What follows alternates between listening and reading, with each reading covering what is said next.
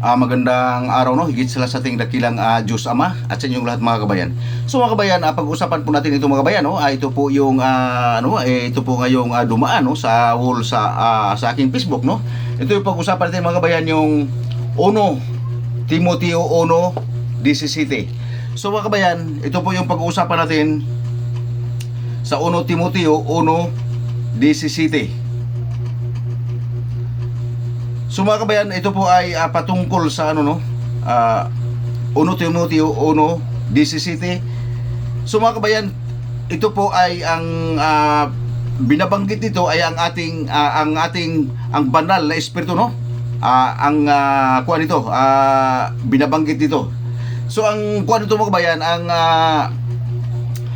nagsalita dito si Pedro at saka si Juan, Mateo, no, tatlong apostolis nagsalita dito mga kabayan, pagmanawaan nyo. So patungkol po ito sa ating banal na espiritu, no.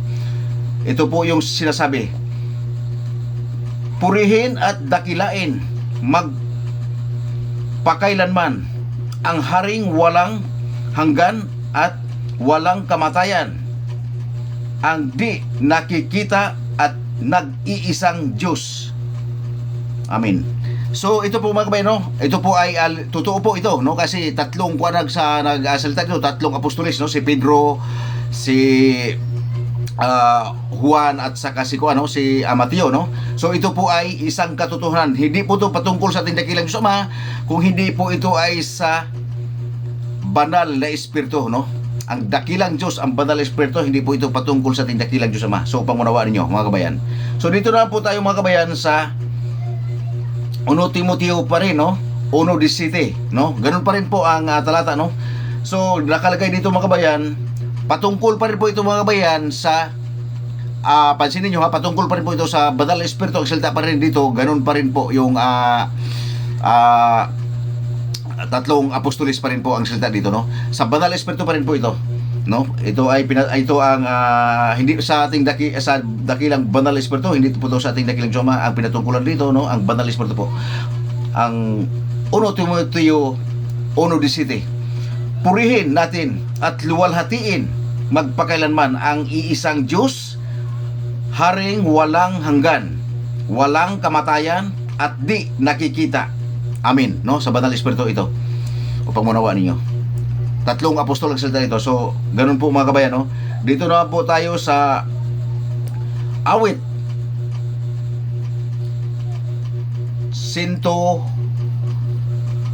121:4, no, upang manawaan ninyo ito.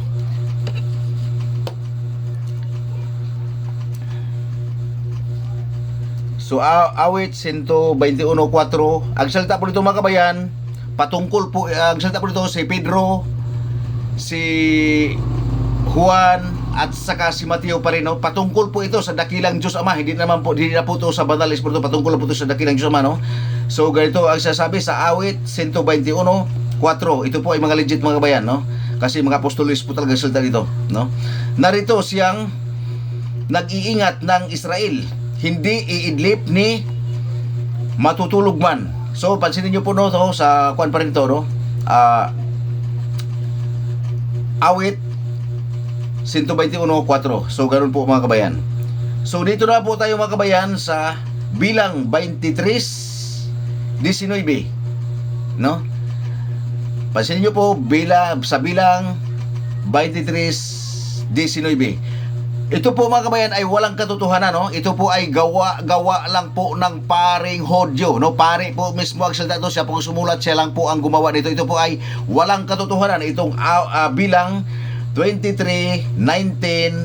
So tandaan po nyo ito, upang unawaan ninyo, ang Diyos ay hindi tao na nagsisinungaling, ni anak ng tao na masisisi. Sinabi ba niya at hindi niya gagawin, o sinalita ba niya at hindi niya isasagawa? So mga kabayan, ito po ay malinaw na salita ng paring Hudyo, no? Walang kinalaman dito ang anumang mga apostolis, at wala po ito, hindi po ito guided ng banal na espiritu, pagmanawaan yung mga kabayan. So sa bilang yun, dito po tayo mga kabayan sa Dito na po tayo mga kabayan sa Genesis, no?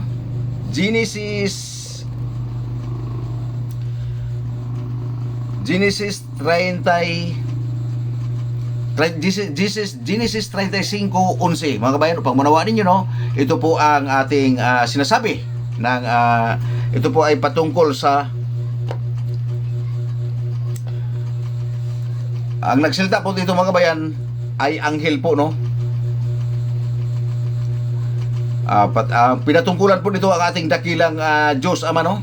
Upang manawaan ninyo, no? Sa dakilang Diyos Ama, ang salita dito po ay anghel mismo. Sa Genesis 35:11, sinabi pa sa kanya, ako ang makapangyarihang Diyos, magkakaroon ka ng maraming anak, darami ang iyong mga lahi at sa kanila'y may mga magiging hari, magmula sa lahi mo ang maraming bansa. So ito po ay salita ng ating dakilang Diyos, no? Ang salita po dito mga kabayan ay si Angel Gabriel, no? Ang salitang ito, no? So sinulat po ito ni Apostol Pedro. Ang sumulat ito si Apostol Pedro. Ang salita ito po ay si Angel Gabriel. Upang marawaan ninyo, no? Ito po ay salita ng ating dakilang Diyos Ama, no? Pinasalita sa anghel. So binabanggit po dito mga kabayan na dadami at ang lahi, no? Ang binabanggit po dito mga kabayan na magkaroon ng hari sa mga bansa, no? Ito po ang binabanggit po dito mga kabayan, upang marawaan nyo, ay si patungkol po ito kay Abraham, no? Ito po ay salita ng ating dakilang Diyos Ama. Sinalita po ito ni Gabriel, no? At sinulat po ito ni Pedro, upang marawaan nyo mga kabayan sa Genesis 35:11. So mga kabayan, hanggang dito lang po, no? Yung mga kasama natin, ipagpatuloy na po, no, mga kabayan, mamaya o sa sunod na araw ang mga kasamahan nito, na kasi marami-rami po ito mga kabayan na dumaan sa aking wall, no, na isang kuwan talaga po, no? So puno ng mga talata. So upang marawaan ninyo, so yung mga kasama nito isunod lang po natin, kasi na-upload ko na kagabi yung isa. So ngayon na yung kalahati, no, sa patungkol sa dakilang Diyos Ama, at na ito na i-upload ito mamaya naman kasunod dito yung patungkol naman sa Mesyas, upang manawaan ninyo, no? Alamin naman natin kung sino ang nagsalita doon. So mga kakabayan, magandang araw higit sa lahat sa ating dakilang Diyos Ama at sa inyong lahat mga kabayan.